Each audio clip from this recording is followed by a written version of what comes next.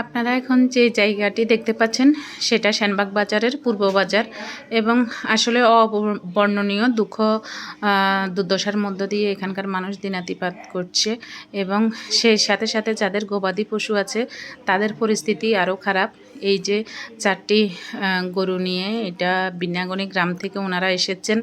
আসলে ওনাদের বাড়িতে আর কোনোভাবেই এই গবাদি পশু গরুগুলো রাখা যাচ্ছে না এবং এই জন্য ওনারা এগুলোও নিয়ে এসেছেন এখানে রাখার ব্যবস্থা করার জন্য। তো পরিশেষে সেনবাগ মডেলের আফরোজা বেগম ম্যাডাম উনি এগুলো রাখার জন্য ব্যবস্থা করে দিয়েছেন। ধন্যবাদ ম্যাডামকে।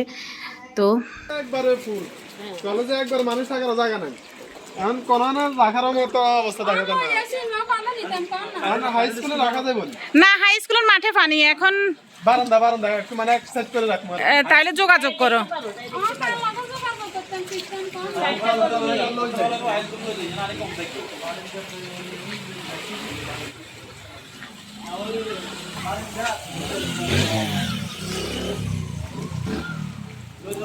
পরবর্তীতে ম্যাডাম এই গরুগুলো রাখার ব্যবস্থা করে দিয়েছেন কথা বলে ম্যাডামদের কাছাকাছি বাসায় মেবি।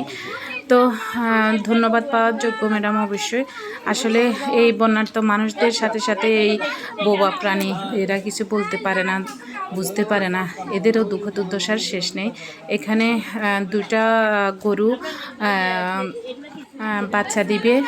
তো আসলে ওনারা খুবই অসহায় হয়ে আছেন। ওনার হাজব্যান্ড অসুস্থ হয়ে বাসায়, তো এখন উনি ছেলেদেরকে নিয়ে এই 4টা গরু নিয়ে এসেছেন। অবশ্যই